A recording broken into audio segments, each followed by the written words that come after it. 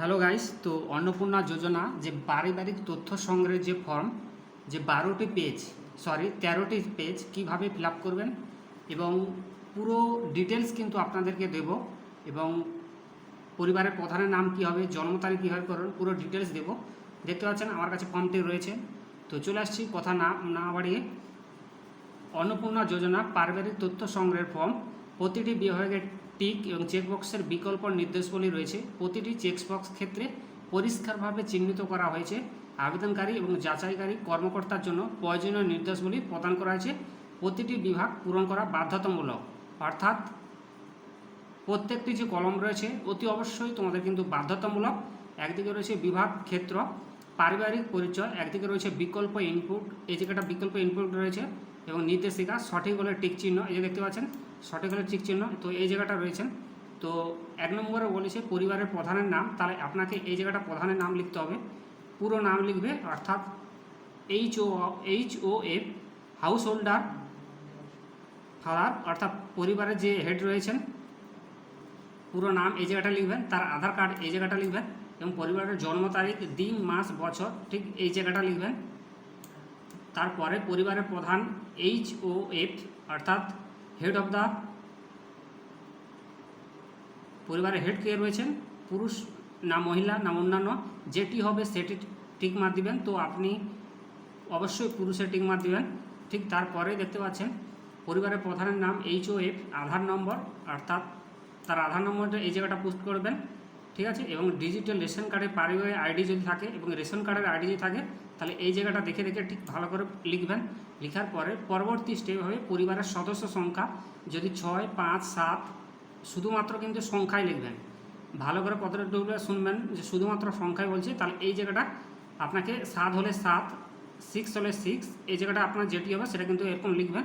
তো লেখার পরে কিন্তু আপনাকে এবার আসছে ঠিকানা, অর্থাৎ যে ব্যক্তি ফর্ম ফিল আপ করছেন তার ঠিকানাটা এই জায়গাটা লিখবেন, এবং যোগাযোগ নম্বর এই জায়গাটা লিখবেন, এবং তারপর বলা আছে স্থায়ী ঠিকানা কিন্তু, এবং বিশেষত পরিবারের প্রধানের আধার কার্ড নম্বর যুক্ত মোবাইল নম্বর, অর্থাৎ যোগাযোগ নম্বর বলতে আধার কার্ডের সঙ্গে যে মোবাইল নম্বর লিঙ্ক রয়েছেন এই জায়গাটা লিখবেন। এবং পরবর্তী স্টেপ নাম, জন্ম তারিখ, লিঙ্গ, পরিবারের প্রধানের সঙ্গে সম্পর্ক, আধার কার্ড, পরিবারের সকল সদস্যের নাম, অর্থাৎ পরিবারের প্রধান, এটা কিন্তু খুবই ভালো করে খেয়াল করবেন। আপনার পরিবারের প্রধান যিনি তার সম্পর্কটা এখানে লিখবেন। এবং অন্নপূর্ণা যোজনার জন্য আবেদন করা হচ্ছে, হ্যাঁ হলে হ্যাঁ, না হলে না, হ্যাঁ হলে হ্যাঁ, এবং বয়স 5 বছরের কম হলে আধার কার্ড না চিহ্নিত করলে আপনাকে অতি অবশ্যই হ্যাঁ অপশানটা কিন্তু চুজ করতে হবে। এবার আসি পরিবারের সদস্য 1, 2, তো এইভাবে প্রত্যেকটা কিন্তু নাম, জন্ম তারিখ, লিঙ্গ, পরিবারের প্রধানের সঙ্গে তার সম্পর্ক কী, এবং তার আধার কার্ড নাম্বার। তাহলে প্রথমে পরিবারের প্রধানের নাম লিখবেন, এবং পরিবারের যদি কোনো ছেলে বা মেয়ে থাকে তাহলে এই জায়গাটা সদস্য 2 এর নাম লিখবেন, তার জন্ম তারিখ, সে মেল না ফিমেল এই জায়গাটা লিখবেন, এবং অবশ্যই সে অন্নপূর্ণা যোজনায় সুবিধা পান কিনা বা আবেদন করছে কিনা, হ্যাঁ হলে হ্যাঁ করবেন, না হলে না অবশ্যই লিখবেন। এবার আসছি এভাবে কিন্তু পরিবারের 3 নম্বর সদস্য, 4 নম্বর সদস্য এবং 5 নম্বর সদস্য পুরো ডিটেলস দিবেন, হ্যাঁ হলে হ্যাঁ, এই অবশ্যই এই কথাগুলো টিক মার্ক দিবেন, ঠিক আছে। ঠিক এরপরেই কিন্তু তোমার একটি কলম আছে, 10 নম্বর কলম, দেখুন পরিবারের প্রধান ও পরিবারের সকল প্রাপ্তবয়স্ক সদস্যের ব্যাঙ্ক অ্যাকাউন্ট নগদ অর্থ স্থানান্তরের জন্য, অর্থাৎ পরিবারের যিনি প্রধান রয়েছেন তার ব্যাঙ্ক অ্যাকাউন্ট এবং HOF, তারপরে যে অ্যাকাউন্ট নাম্বার মানে কোন ব্যাঙ্ক, তারপরে যে অ্যাকাউন্ট নাম্বারটা লিখবেন এবং IFSC কোড নাম্বারটা লিখবেন, ব্যাংকের বইতে পাবেন ফার্স্ট পেজে। এবং সেই সঙ্গে ডান দিকে বলা আছে দেখতে পাচ্ছেন ডিবিটি, ক্রেডিট কার্ড বা আধার কার্ড লিঙ্কযুক্ত অ্যাকাউন্ট প্রদান করুন, অর্থাৎ আপনার ডাইরেক্ট বেনিফিট ট্রান্সফার যেটা রয়েছেন সেই যে আধারযুক্ত লিঙ্ক থাকতে হবে সেই ব্যাঙ্ক অ্যাকাউন্ট এখানে করতে হবে, এবং সদস্য 1 এর করতে হবে, সদস্য 2 এবং সদস্য 3 এইভাবে পুরো ফিল আপ করতে হবে। ফিল আপ করে এগিয়ে যাবেন, সদস্য 5 এভাবে কিন্তু রয়েছেন, তার IFSC কোডটি দিবেন। এবং 1 নম্বর কলমে বলেছে এপিক নম্বর HOF সকল প্রাপ্তবয়স্ক সদস্য ভোটার তালিকার অংশসম, অর্থাৎ HOF যার এপিক নম্বরটা লিখবেন, এবং বিধানসভার ক্ষেত্র অংশ, অর্থাৎ আপনি কোন বিধানসভার তার অংশগত নম্বর লিখবেন, এপিক নম্বর ভোটার কার্ড নম্বরটা লিখবেন, বিধানসভার ক্ষেত্র অংশ কোন বিধানসভা, আপনি 212 হলে 200, 209 হলে 209 যেটা হবে আপনি সেটা লিখবেন। এবং এইভাবে কিন্তু 5টি আপনাকে করতে হবে আপনার পরিবারে, এপিক নম্বর 4টি আছে, এখানে 5টি আছে, তো এইভাবে কিন্তু পুরোপুরি 5টি ফিল আপ করতে হবে। পরেরটি কলম কিন্তু আছে 12 নম্বর কলম হচ্ছে বিভাগ, অর্থাৎ তিনি অসংরক্ষিত আনরিজার্ভ হলে আনরিজার্ভ এবং অসংরক্ষিত আর্থিকভাবে দুর্বল হলে তফসিলি জাতি হলে আপনি যেটি সেটি করবেন। তো আমি অলরেডি তফসিলি জাতিতে করব, তো আপনারা যেটি সেটি কিন্তু ক্লিক করবেন এবং সেই দিকে বলা আছে ঠিক ডান দিকে দেখুন প্রযোজ্য সংস্থাপত্র যেমন জাতিগত আর্থিকভাবে দুর্বল শ্রেণী শংসাপত্র, ক্রিমিলিয়ার শংসাপত্র ইত্যাদি আপনাকে কিন্তু সমস্ত কিছু দিতে হবে। সঠিক হলে টিক চিহ্ন দেবেন।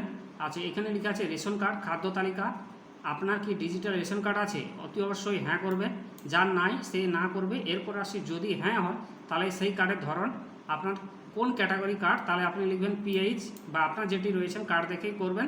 আপনি ভর্তুকিহীন না ভর্তুকি এটাই কিন্তু লিখবেন। আর কে এস ওয়াই হলে সেটা কেউ করবেন। পরিবারের রেশন দোকানে থেকে মাসিক রেশন তুলছে কিনা, অতি অবশ্যই আপনার রেশন পান, হ্যাঁ হলে হ্যাঁ করবেন। যদি একদম না পায় বা ভুল থাকে সেক্ষেত্রে না করবেন।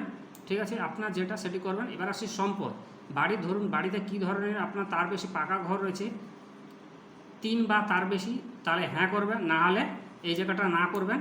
এবং পারিবারিক জমির মালিকানা আপনি হ্যাঁ হলে হ্যাঁ, না হলে না করবেন। মালিকানা কিনা সঠিক হলে টিক চিহ্ন দিবেন, যদি সঠিক হয় তাহলে টিক মার্ক দিবেন। আর রেজিস্ট্রেশন নথি, মিউটেশন কপি এবং এই হালনাগাদের তারিখ সহ সর্বশেষ জমি রেকর্ডের কপি কিন্তু আপনাকে অতি অবশ্যই দিতে হবে। ডান দিকে বলা রয়েছে দেখতে পাচ্ছেন। তো এই পোর্শনটা কিন্তু তোমাদের অবশ্যই করতে হবে। এর পরের কাজ হচ্ছে আপনাদের 4 নম্বর কলমে বলেছে দেখুন পরিবারের সকল সদস্যের মোট জমির পরিমাণ শতকে কিন্তু এটাকে আপনাকে কনভার্ট করতে হবে। এটা শতকে, অর্থাৎ টোটাল অংশগত শতকে কত করা আছে এবং রেজিস্ট্রেশন নম্বর থেকে সর্বশেষ আরও এর জমির নথি যদি থাকে সেক্ষেত্রে আপনাকে এখানে লিখতে হবে। এই যে পোর্শনটার নির্দেশনা বলা আছে সেক্ষেত্রে। আর যানবাহন, অর্থাৎ বাড়িতে কোনো গাড়ি আছে কি না, যানবাহন আপনি পরিবারের কোনো সদস্য কি বাণিজ্যিক মোটর চালিত বা 4 চাকার গাড়ি আছে না কিনা, হ্যাঁ হলে হ্যাঁ, না হলে না। আমি অবশ্যই এটা কিন্তু না করব, কারণ নেই। ঠিক আছে, যদি হ্যাঁ হয় গাড়ির সংখ্যা উল্লেখ করুন এবং গাড়ির রেজিস্ট্রেশন নম্বর, মানে আপনার পুরো ডিটেলসটা কিন্তু নিয়ে নিচ্ছে। ঠিক আছে, এরপরে আসছে পারিবারিক সদস্যের স্বাস্থ্য বিমা, হ্যাঁ অর্থাৎ সদস্যের স্বাস্থ্য বিমা আছে কি না, সেখানে হ্যাঁ হ্যাঁ হলে হ্যাঁ, না হলে না। সঙ্গে সঙ্গে বলেছে যদি হ্যাঁ হয় তবে সরকারি বেসরকারি বিমার অঙ্ক প্রিমিয়ামের বিবরণ সহ উল্লেখ করুন, পুরো ডিটেলস ভরতে হবে। এবং HOF হাউস হোল্ডার ফাউন্ডেশনের মধ্যে সরকারি হলে সরকারি, বেসরকারিতে ক্লিক করবেন এবং বিমার অঙ্ক প্রিমিয়াম বিবরণ, এই জায়গাটা আপনাকে টোটাল যে বিমার যে বিবরণ সেই বিমার যে অঙ্ক কত টাকা বিমা পায় সেক্ষেত্রে লিখতে হবে। এবার সেই সদস্য 1 যদি চাকরি করে থাকে সরকারি বা বেসরকারি, তার যে বিমার অঙ্ক প্রিমিয়াম আছে সেইটা কিন্তু আপনাকে লিখতে হবে। এরপরে আসি সদস্য 2 সরকারি বেসরকারি, পুরো কিন্তু 1 নম্বর 2 নম্বর 3 নম্বর এবং 4 নম্বর পুরো কিন্তু আপনার পরিবারের সরকারি বা বেসরকারি যে যারা রয়েছেন প্রত্যেকে কিন্তু পারিবারিক যে সদস্য তার স্বাস্থ্য বিমার ডিটেলস কিন্তু ভরতে হবে। এরপরে আসছি কোনো সম্পদ কি আয়কর বা পেশাগত করে প্রদান করেন, তাহলে প্যান কার্ড বা টিএফ ট্যাক্স, হ্যাঁ হলে হ্যাঁ, না হলে না। আপনি হ্যাঁ লিখবেন, অতি অবশ্যই আপনাকে হ্যাঁ করতে হবে। এবার আসছি পরিবারের সদস্য প্যান কার্ড যদি থাকে তাহলে হ্যাঁ হয়, যদি হয় তাহলে তার নাম প্যান কার্ড নম্বর উল্লেখ করবেন, না হলে না। তো আপনার যেটা সেটি করবেন। আমি এখানে কিন্তু পরিবারে নেই বলে না করলাম। তা প্যান কার্ড যদি থাকে তাহলে সদস্যের নাম্বার, প্যান কার্ড নম্বর, আরও যদি ব্যক্তি থাকে একের অধিক তাহলে প্যান কার্ড নম্বর, পরেরটি আবার প্যান কার্ড নম্বর, এইভাবে এগিয়ে যাবেন। এগিয়ে যাওয়ার পর আপনারা দেখতে পাবেন যে বিভাগীয় ক্ষেত্র, যে কর্মস্থানের ধরন এবং 4 নম্বরে বলেছে যে প্যান কার্ড নম্বর এবং প্যান কার্ড নম্বর ইনপুটে দিবেন এবং নির্দেশনা দিবেন। দেওয়ার পর ঠিক কর্মস্থানের ধরন অর্থাৎ পরিবারের প্রধান, HOF হাউস হোল্ড যিনি রয়েছেন ফাদার, যাকে আমরা বলি। সরকারি ক্ষেত্র হলে সরকারিতে এবং বেসরকারি ক্ষেত্রে ভর্তুকিহীন কর্মচারী, না সংগঠিত ক্ষেত্রে সংযুক্ত উদ্যোক্তা, ব্যবসায়ী মালিক ইত্যাদি। এবং আংশিক সময়ে কর্মরত পার্ট টাইম, না অংশগত ক্ষেত্রে সংযুক্ত কারিগর, শিল্প কৃষক ইত্যাদি। পারিবারিক শ্রমিক, বেকার, অন্যান্য, যেটি হবে তাতে আপনি টিক চিহ্ন দেবেন। তো আমি একটা লিখছি পরিযায়ী শ্রমিক। তো আপনারা কিন্তু আপনাদের গার্ডিয়ান যেটা কাজ করে সেটাই কিন্তু লিখবেন। ঠিক আছে, আর বেকার হলে বেকার করবেন, যারা দুর্বল শ্রেণী তোমরা কিন্তু করবেন, কখনোই সরকারি করবে না, তাহলে ক্ষেত্রে আবার আপনারা কিন্তু পিছিয়ে পড়তে পারেন। এবার যদি সরকারি করে থাকে সেক্ষেত্রে লিখবেন, নাহলে নচেত নয়। এইভাবে প্রত্যেক কিন্তু সদস্য 1, সদস্য 2 প্রত্যেকটা কিন্তু দেওয়া রয়েছে, সদস্য 3, ঠিক আছে, সদস্য 4 এবং সদস্য 5 দেওয়া রয়েছে। এবং সর্বশেষে দেখতে পাচ্ছেন পরিবারের শিক্ষিত প্রাপ্তবয়স্ক সদস্যের সংখ্যা, পরিবারের অশিক্ষিত প্রাপ্তবয়স্কের সংখ্যা। অর্থাৎ শিক্ষিত প্রাপ্তবয়স্ক সদস্য কত আছে এক হলে এক, দুই হলে দুই, আপনি কিন্তু যেটা সেটা লিখবেন, আমি 2 লিখলাম। তো আপনাদের কত রয়েছেন সেটা কিন্তু লিখবেন। অশিক্ষিত আমার 4, তো আমি 4 লিখলাম। তো আপনাদের যেটা লিখবেন। এবার আসি সদস্য সংখ্যা, শিক্ষিত কত, সদস্য 2, সদস্য 3, শিক্ষিত অশিক্ষিত, সর্বোচ্চ শিক্ষাগত, মানে আপনার পুরো শিক্ষাগত যোগ্যতা কিন্তু এখানে ভরতে হবে, কে অশিক্ষিত না কে শিক্ষিত, পুরো পাঠ ভরার পর লেখা আছে পরিবারের সকল শিক্ষিত প্রাপ্তবয়স্কের সদস্যের সর্বোচ্চ শিক্ষাগত যোগ্যতা প্রদান করুন, এই জায়গাটা লিখবেন। ঠিক আছে, পুরো কলমটা পড়বেন, কলমটা পড়ার পর পুরোটাই এগিয়ে যাবেন, সদস্য 4 করবেন, সদস্য 5, এইভাবে কলম আছে ফিল আপ করবেন, ভালো করে বুঝে শুনে ফিল আপ করবেন, এগুলো কিন্তু সমস্ত কিছু বাধ্যতামূলক। এবার আসি কোন সদস্য কিনা কোনো সাংবিধানিক পদ, মন্ত্রী, সাংসদ, বিধায়ক, পৌরস্থানীয় সংস্থা, পঞ্চায়েত সংস্থার প্রাক্তন বর্তমান ধারক, তাহলে হ্যাঁ যদি হয় তাহলে ক্ষেত্রে হ্যাঁ করবেন। আমি অতি অবশ্যই বলবো আপনারা কিন্তু এটা না করবেন। ঠিক আছে, প্রয়োজনীয় সরকারি নথি থাকলে জমি স্বপ্রদান ঘোষণা আপনাকে কিন্তু দিতে হবে নথি। আর কোনো সদস্য সরকারি পেনশন হয় কিনা, হ্যাঁ হলে হ্যাঁ, অর্থাৎ না, যদি পেনশন হয় তাহলে হ্যাঁ করবেন, যদি না হয় কিন্তু না করবেন। সেক্ষেত্রে কিন্তু কোনো তথ্য গোপন রাখবে না আমার মনে হয়, তাহলে আপনি কিন্তু এই যোজনা থেকে পিছিয়ে পড়ে। যিনি সরকারি পেনশন হয় তার সদস্য সংখ্যা কত সেটা লিখবেন। এবার 7 নম্বর বলেছে কোনো সদস্য কেজি এসটি মানে জিএসটির অধীনে নিবন্ধিত আছে কিনা, হ্যাঁ হলে হ্যাঁ, আপনি কিন্তু নাতেই করবেন। পরিবারের মোট বার্ষিক আয় কত টাকা, এটা অঙ্কে লিখবেন, অর্থাৎ সংখ্যায় লিখতে হবে। আপনি কিন্তু যেটা আয় পার্টিকুলার মিনিমাম আপনাকে 84,000 বছরে, মানে অর্থাৎ 84,000 টাকা করতেই হবে। তো এবার আপনাদের যত বেশি মোটামুটি দেখে শুনে একটু করবেন। এবার আসছি অন্যান্য পরিচয় নথি, সিএ আবেদন বর্তমান অবস্থা যদি থাকে, পরিবারের প্রধানের HOF প্রযোজ্য নম্বর যদি প্রযোজ্য নয়, আবেদন করা হয়েছে কিনা, যদি হ্যাঁ হয় আবেদন নম্বর এবং ইস্যু করার ডেট, যদি হ্যাঁ সার্টিফিকেট নম্বর, পুরোটাই বসিয়ে দেবেন পরিবারের প্রধানের কিন্তু। ঠিক আছে, এই সিএএ আবেদন এই বর্তমান অবস্থা যদি কোনো না বুঝতে পারেন তাহলে আমাকে বলবেন, কমেন্ট করবেন, আমি পুরো বুঝিয়ে দেবো সিএএ আবেদন কি, কারণ এটা 12 পেজ পুরো ভিডিও করতে হবে। তো সদস্য সংখ্যা 1 এভাবে বসাবেন, সদস্য 2 আবেদন করা হয়েছে কিনা, হ্যাঁ হয় তাহলে আবেদন নম্বর লিখবেন, ইস্যু করার ডেটটি লিখবেন, পুরো এগিয়ে যাবেন। এগিয়ে যাওয়ার পর সদস্য 4, সদস্য 5 করবেন এবং বিভাগ ক্ষেত্র কোন বিভাগ লিখবেন এই জায়গাটা, আর এটা আছে নির্দেশনাটা লিখবেন।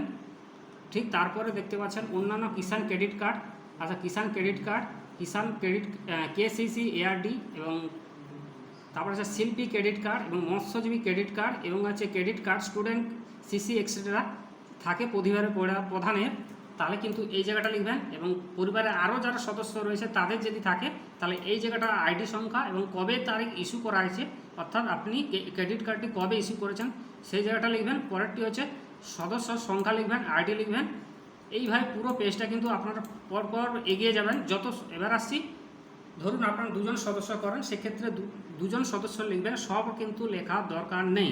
ঠিক আছে, এবার আসছি যদি SIA 2026 বাদ করে থাকে, এই মামলাটি ট্রাইব্যুনালে বিচারাধীন, এটা কিন্তু বাধ্যতামূলক, অতি অবশ্যই কিন্তু তোমরা বুঝে শেষে করবেন। পরিবারের প্রধানের নাম প্রযোজ্য নয়, না, হ্যাঁ যদি হয় তবে মামলার বিবরণ, তাহলে এটা কিন্তু খুবই বুঝে সুঝে ফর্মটি ফিল আপ করবেন। বিশেষ করে এই 3 নম্বর কলমটি, আবারও বলছি এই 3 নম্বর কলমটি বুঝে শেষে ফিল আপ করবেন। তো এই প্রসেসটা পুরো এগিয়ে যাবেন, এগিয়ে যায়, অর্থাৎ এটা কিন্তু বুঝে ফিল আপ করবেন যারা করছেন পরিবারের প্রধান। তো যেহেতু আমার ট্রাইব্যুনালের বিচারাধীন নেই সেক্ষেত্রে আমি কিন্তু করছি না। তো আপনার কিন্তু যখন ফর্মটি ফিল আপ করবেন বা যাকে দিয়ে করবেন খুবই বুঝে ক্লিয়ার করে করবেন। এবার আসি আরও যে বিভাগীয় সদস্য রয়েছেন, সদস্য 1, সদস্য 2 এবং সদস্য 3, এইভাবে কিন্তু এগিয়ে যাবেন। সদস্য 5, সদস্য 4 পুরোটা ডিটেলস দেবে, যদি একজন হয় একজনের দেবে, নাহলে নচেত নয়। এবার আসি সামাজিক মর্যাদা নির্ভরশীল ব্যক্তি, বিদ্যালয়ে অধ্যয়নরত পরিবারের সকল শিশুর বিবরণ, অর্থাৎ আপনাদের কোনো স্কুলে যদি কোনো বাচ্চা থাকে সেক্ষেত্রে শিশুর নাম, শ্রেণী, বিদ্যালয়ের ধরন, সে সরকারি বা সরকারি সাহায্যপ্রাপ্ত স্পন্সর বিদ্যালয় বা বেসরকারি বিদ্যালয়, স্বীকৃত মাদ্রাসা, অন্যান্য মাদ্রাসা এবং অন্যান্য, অর্থাৎ সে কোন স্কুলে অধ্যয়ন করতেছে। এখানে বলছে দেখছো বিদ্যালয়ের ধরন অন্যান্য নির্বাচন করলে অনুগ্রহ করে বিস্তারিত উল্লেখ করুন, যেমন ওপেন স্কুল, হোম স্কুলিং ইত্যাদি। তো আপনার যেটা স্কুলে শিশু অধ্যয়ন করে সেটি কিন্তু লিখবেন। তো আমি যেহেতু লিখছি মাদ্রাসা, তো আপনার কিন্তু আপনার স্কুলের শিশু, অর্থাৎ আপনার পরিবারের শিশু যে স্কুলে পড়াশোনা করে আপনি কিন্তু সেটাই লিখবেন। অবশ্য আপনারা কিন্তু সরকারিতে টিক মার্ক দিবেন। এবার সেই শিশুর সদস্য সংখ্যা যদি 1-এর অধিক হয় সেক্ষেত্রে এটি ফিল আপ করবেন। এরপর পরপর এগিয়ে যাবেন এবং সদস্য সংখ্যা 3 এইভাবে পুরো ডিটেলসটা আগানোর পর সদস্য 4 এটাও ফিল আপ করবেন। সরকারি সাহায্যপত্র, পৌরসর বিদ্যালয় কিনা, বেসরকারি বিদ্যালয় বা শিক্ষিত মাদ্রাসা কিনা, অন্যান্য মাদ্রাসা নাকি বা অন্যান্য, সেটি ক্লিক করবেন। পুরো ডিটেলস যাওয়ার পর দেখছি শিশুদের টিকাকরণ বর্তমান অবস্থা, মানে শিশুরা যে শিশু সদস্য 1, সদস্য 2, সদস্য 3, সদস্য 4 এগুলো কিন্তু সমস্ত শিশু। কবে টিকাকরণ শুরু হয়েছে, সম্পূর্ণ হয়েছে, টিকাকরণ করা হয়নি, হ্যাঁ হলে হ্যাঁ এই জায়গাটি লিখবেন। টিকাকরণ হয়নি হলে তাহলে এই জায়গাটা কিন্তু কারণ কিন্তু লিখতে হবে। এখানে বলছে যদি হ্যাঁ হয় তাহলে টিকাকরণ কার্ড আইডি, যদি না হয় তাহলে শেষ টিকা নেওয়ার তারিখ কিন্তু না নেওয়ার কারণ কিন্তু আপনাকে দাখিল করতে হবে। তো এটা কিন্তু অতি অবশ্যই যারা মহিলা রয়েছেন, আপনাদের যে সমস্ত বাড়িতে শিশুরা রয়েছেন, অতি অবশ্যই ওই যে কার্ডটি রয়েছেন শিশু টিকাকরণের কার্ড, ওখানে কিন্তু টিকাকরণের যে আইডি নম্বর এবং তারিখ পেয়ে যাবেন। সেক্ষেত্রে আপনাদের এই ফর্মটি ফিল আপ করতে কোনো অসুবিধা হবে না। এবার আসি সরকারি প্রকল্পের আওতায় সুবিধা। আপনি কোনো সরকারি প্রকল্পের সুবিধা বা ডিবিডি পাচ্ছেন, অর্থাৎ মাধ্যমে পাচ্ছেন কিনা, অর্থাৎ পরিবারের প্রধান, যদি আপনার পরিবারের প্রধান পায় তাহলে সেক্ষেত্রে হ্যাঁ করবেন, যদি না হয় তাহলে না লিখবেন। যদি হ্যাঁ হয় তবে প্রকল্পের নাম উল্লেখ করবেন, কোন প্রকল্পে পরিবারের প্রধান ডিবিডি লিঙ্কের মাধ্যমে সুবিধা পায়, এটি আপনি কি এই প্রকল্প থেকে নিজেকে, তাহলে প্রকল্পের নাম লিখবেন এবং প্রকল্প থেকে বেরিয়ে যেতে তাহলে টিক বক্সটি চিহ্নিত করে আপনাকে এগিয়ে যেতে হবে, ঠিক আছে। এবার আসি বিভাগীয় নাম। এই বিভাগীয় ইনপুট প্রত্যাহার করতে চান, হ্যাঁ হলে হ্যাঁ, না হলে না। তো অতি অবশ্যই আপনারা যদি চান আপনাদের মতো তাহলে হ্যাঁ করবেন, না হলে না। এবং সদস্য 1 এইভাবে পুরো ডিটেলস, প্রকল্পের নাম, কোন প্রকল্পে আপনি সুবিধা পান বা প্রত্যাহার তুলে নিতে চান, সেক্ষেত্রে আপনি কিন্তু এটা ফিল আপ করতে হবে যারা তুলতে চান।